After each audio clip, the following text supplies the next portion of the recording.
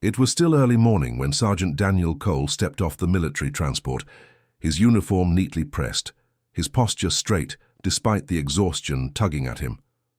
In his early 30s, Daniel had served 2 tours overseas. Now, he'd returned with the heaviest duty of his career, accompanying the remains of his childhood friend and fellow Marine, Corporal Jason Reed, back home.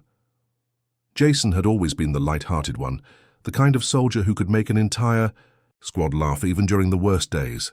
They'd grown up in neighboring houses in small-town Kentucky, enlisted together, trained together, and when Jason didn't make it home, Daniel volunteered without hesitation to be his military escort. Beside Daniel, tucked safely into a special transport case marked with a folded American flag, was Jason's remains. Every detail of this journey had been meticulously planned, from the chartered military plane to the final resting ceremony in their hometown. But the last leg of the journey required a commercial flight, from Denver to Louisville. And that's where the unexpected began. At the gate, Daniel approached the counter with quiet professionalism, his travel orders and escort paperwork ready. The airline employee, a young woman named Marissa, glanced through the documents and nodded respectfully. But as she began typing into her system, a man in a navy blazer stepped over. He introduced himself brusquely as Alan, the airport security liaison. "Sergeant Cole, I'm going to have to ask you to wait over here," Alan said, gesturing to a section near the window, away from the boarding line. "We've flagged some inconsistencies in your documents." "Standard procedure."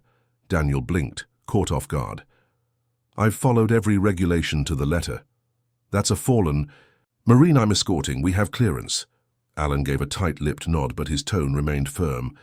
"I understand, Sergeant, but the systems flagged something. We just need to verify a few details."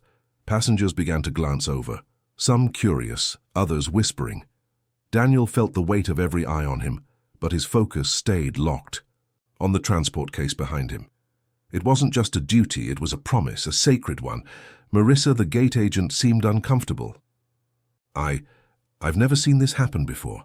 He has all the right paperwork." Alan didn't respond. He stepped away, phone pressed to his ear, speaking low and fast. Daniel's jaw tightened, but he stayed calm. Protocol was protocol, even when it made no sense. Still, something didn't feel right. From a few rows back in the terminal, an older gentleman in a blazer and jeans had been watching the scene unfold. He slowly rose and made his way forward. Daniel didn't notice him at first, and until the man spoke. "Sergeant, may I ask who you're escorting?" Daniel turned, surprised by the gentle authority in the man's voice. "Corporal Jason Reed, United States Marine Corps." The man's eyes softened. He looked to Marissa, then to Alan, who had just returned from his call. "I think," the man said slowly, pulling out a leather ID wallet and flipping it open just enough for Alan to see.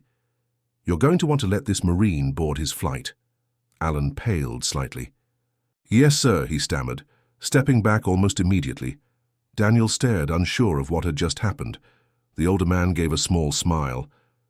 "Carry on, Sergeant," he said. "And thank you, both of you, for your service." Daniel gave a respectful nod, but as the man walked away, he couldn't shake the feeling that something extraordinary had just happened, something he didn't yet understand. Just then, Marissa leaned in. "Do you know who that was?" Daniel shook his head. She whispered, "That was General Harper, 4 stars, retired. He's on your flight." Daniel looked down the concourse, where the general had already blended back into the crowd. Something in his chest shifted, not quite relief, not yet closure, but something beginning. He turned back to Jason's flag-draped case, eyes steady. "Let's get you home, brother." The flight was calm, but Daniel's thoughts weren't. As the plane ascended above the clouds, he sat in quiet reflection, his seat beside the case reserved for Jason. Airline staff had made special arrangements after General Harper's brief intervention. There was a respectful silence in the cabin, something unspoken but deeply felt, like the entire aircraft understood they were part of something solemn. Midway through the flight, a flight attendant approached gently. "Sergeant Cole, General Harper asked if you'd be willing to speak with him when you have a moment.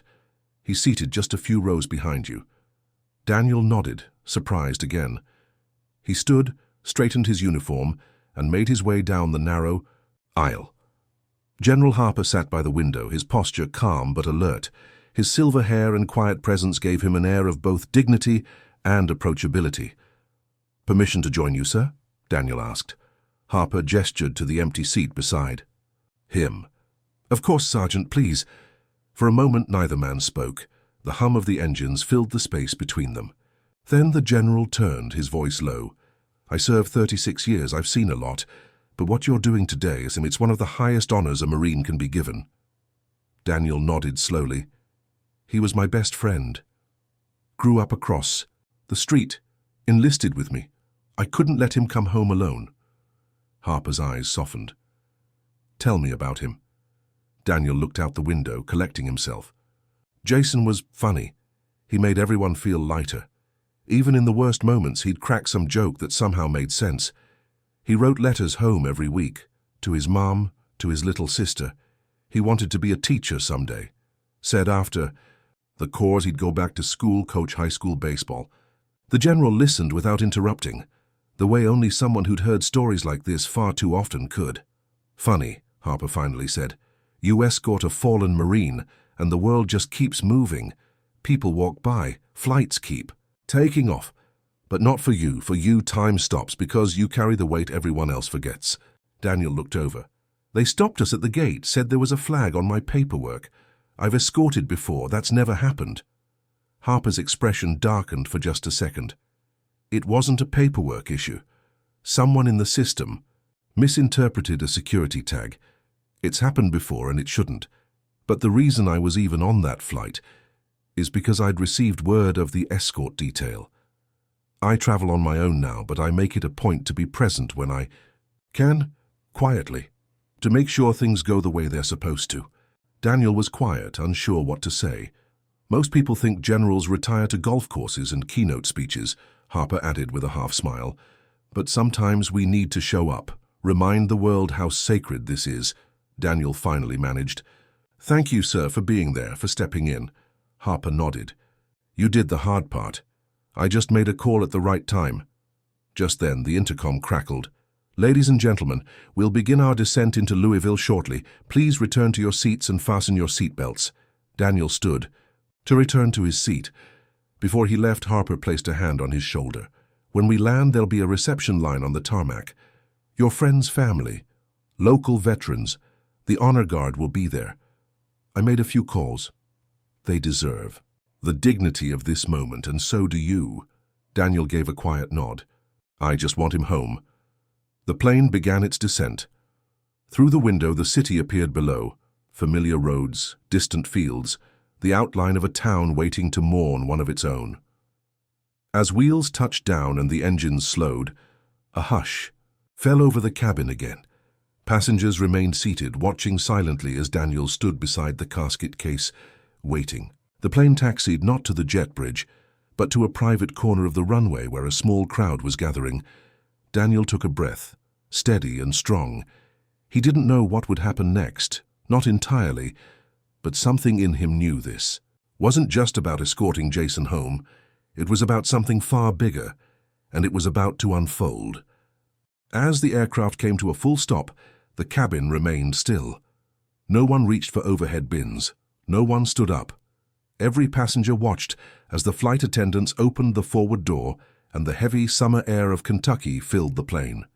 A soft voice came over the intercom. "We kindly ask all passengers to remain seated to honor a fallen service member being escorted home." Daniel adjusted his cover and stepped forward.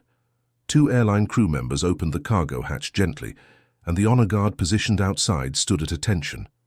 The flag-draped transfer case emerged slowly, the glint of the sun catching its surface like a quiet spotlight.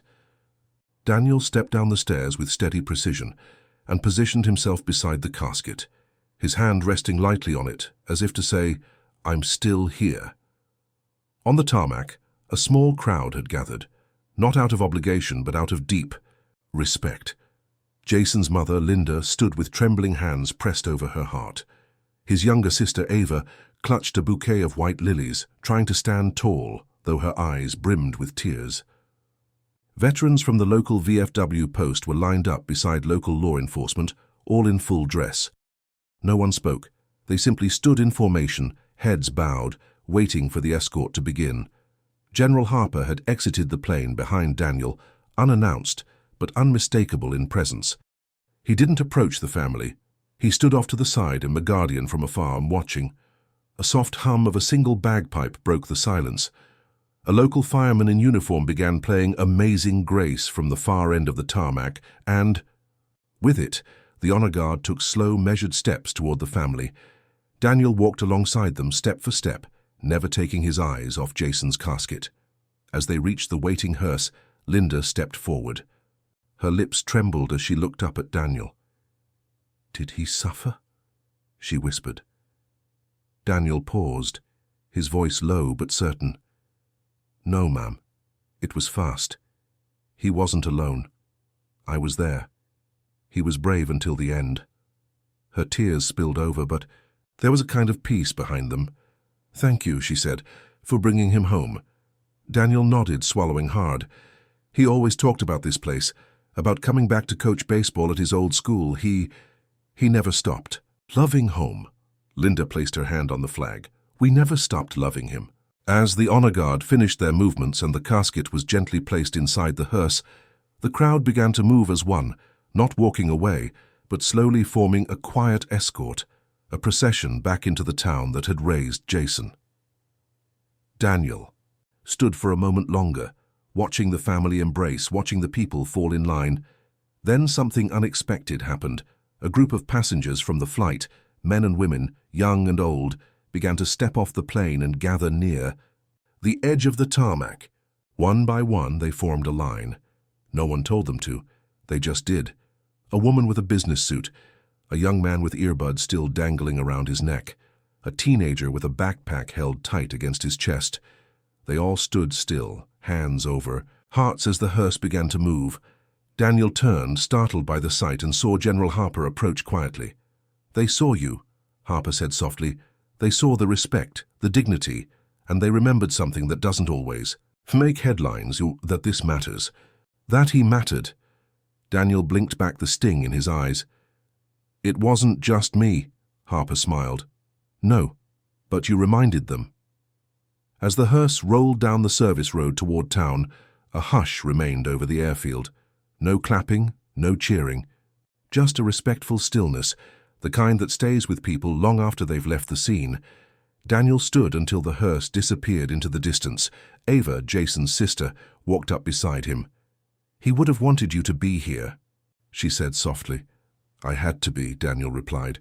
"He was my brother, in every way that counted." She looked up at him, eyes full of the same fire Jason used to have. "You still are."